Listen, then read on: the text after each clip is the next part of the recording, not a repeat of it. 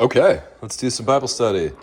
So we picked up right on verse 12, I think. So last time we talked about in James 1, James, who's a brother of Jesus, is writing to all the Jewish Christians who are living outside of Palestine at the time. And he's saying, hey, look, when you're suffering, it's all good news because at the end of it, you're going to get perseverance. And if you're, starting in verse 9, if you're poor, that's a good thing. And if you're rich, don't worry, God's going to humble you. And someday all of your beauty and wealth is going to go away. Then we pick right up at verse 12. Blessed is the man who perseveres under trial, because when he's stood the test, he will receive the crown of life that God has promised to those who love him. So that's the NIV. And the word there, Makarios, blessed, it's the same word that Jesus uses in the Sermon on the Mount in Matthew 5. It means that you're going to have sort of a divine happiness that transcends your circumstances if you persevere under trial. So when you're going through something really difficult and you're able to, hypomene is the word steadfast or persevere. It's a military term that means holding your position under enemy fire. So you're actively resisting. You're not passively accepting your circumstances. You're actively resisting the trial, the difficulty. So the logic of the passage is let's try to get this to 18. This is my wife's cup first. If you actively resist the difficulty, the circumstance, the temptation, the whatever it is, then you're going to receive divine blessing. You're going to be blessed in the same way that in the Beatitudes, somebody who hungers for righteousness is going to be blessed. Very encouraging passage. All right, let's see. And then if we take a look at verse 13, I don't have 13 memorized, so I got to go back to the book here. When tempted, no one should say, God is tempting me, for God cannot be tempted by evil, nor does he tempt anyone. So when you're going through difficulty that tempts you, and to be clear here, the word tempted, let's see, what does it say? This is the NIV. What does the NLT say? Remember, no one who wants to do wrong. That's an interesting translate. You might not be able to see it. But in the NIV, it says when you're tempted. And the NLT says anyone who wants to do wrong. So when you're tempted into doing evil, you should never say that God is tempting you to do evil, because God himself is never tempted by evil. God cannot be tempted by evil. So he would never tempt you into doing something evil. So the logic, I think, is to these Jewish Christians who are experiencing persecution, if you're able to resist and hold steadfast and not give in to the temptation to do something evil, not give in to the temptation to, cheat, lie, steal, whatever it is, then you'll be blessed. And if you are tempted, you should never say that God is tempting you, because we know that God cannot be tempted by evil. Let's see, what does verse 14 say? All right, let's set this up to brew.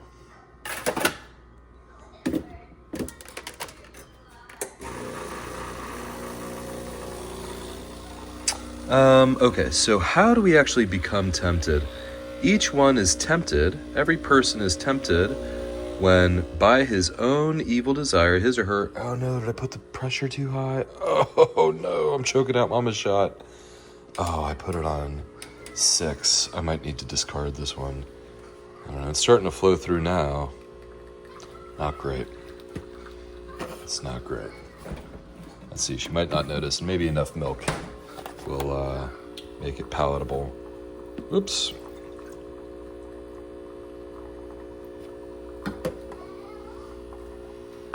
Let's see how that goes. So, temptation. How does temptation actually occur? Temptation comes about when each person is dragged away by his own evil desire. He's enticed. These are hunting words. This is so in the Greek, exelko, dragging somebody out, drawing you from safety, exelko. I need to look up the roots and stuff of that, but it means that you're, so like imagine like in 1 Peter 5, your adversary, the devil, prowls around like a roaring lion.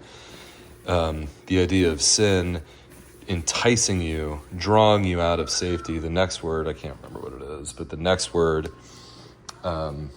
deleazo, something like that, is luring you out, almost sort of like you've got, you're being baited out. So you've got an active enemy who's pursuing you, hunting you as if you're prey, and he's attempting to drag you away and entice you.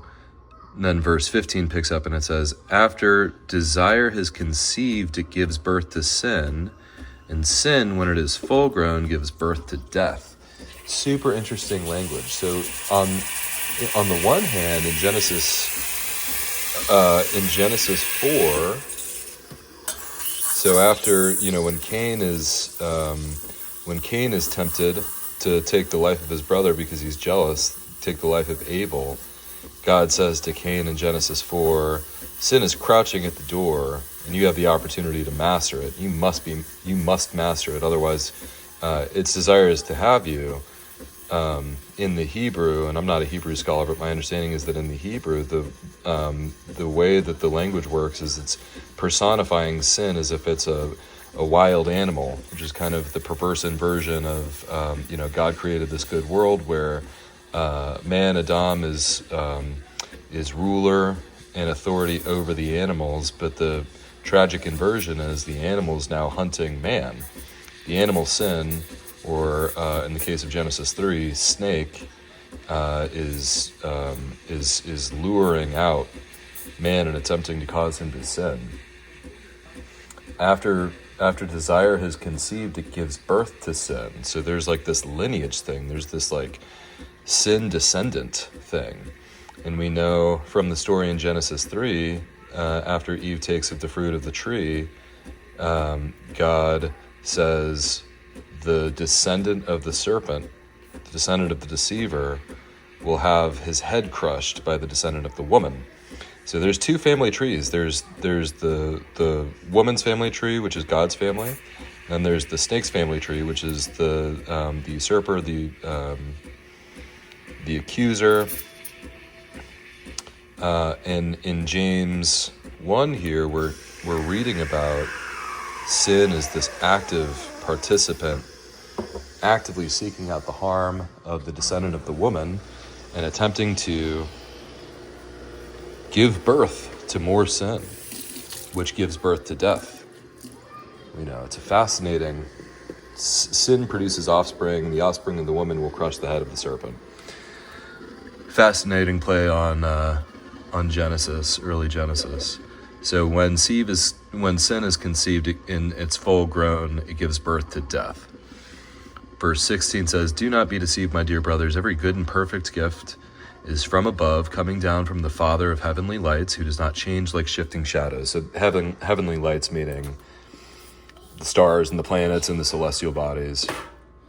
So God, in Genesis 1, 2, 3, in Genesis 1, God created the heavens and the earth, and all the heavens meaning, of course, the celestial bodies. So the God is the Father of heavenly lights, and the heavenly lights change position all the time. The stars are always moving, the sun is always moving, the planets are moving, so they're like shifting shadows. But God, who created the shifting shadows, is not shifting himself. He's stable. He's constant. And every good and perfect thing comes from him. Of course, we know in Genesis that everything that God created is good. So God is the Father of everything that's good, and in him there's no variation. Whereas on the other hand, let's actually pick it up. Where do we go from here? He chose, so coming down, so every good and perfect gift was from above, coming down from the Father of heavenly lights, so the creator of the universe, who does not change like the planets. He chose to give us birth through the word of truth, Jesus being the word, the Logos, that we might be a kind of first fruits of all he created. There's a ton of really important Genesis theology in here, in Old Testament theology. He chose to give us birth through the word of truth. Birth, again, is in two lineages. So there's the lineage of sin and death. After desire has conceived, it gives birth to sin, and sin, when it is full grown, gives birth to death. So you can be on that track, or you can be on the track that gives us new birth through the word of truth, so that we can be a kind of first fruits. First fruits here is like in the Torah, it's the first harvest of a new kind of generation of fruit. So the very first, you can kind of think about it as a guarantee or a down payment. So of all he created, what I think this is saying is that when you participate, when you align yourself to God and his kingdom, you're participating in this new life or new creation, and you can be kind of a first fruits. You can be kind of a guarantee of the world that's to come. So when God rolls up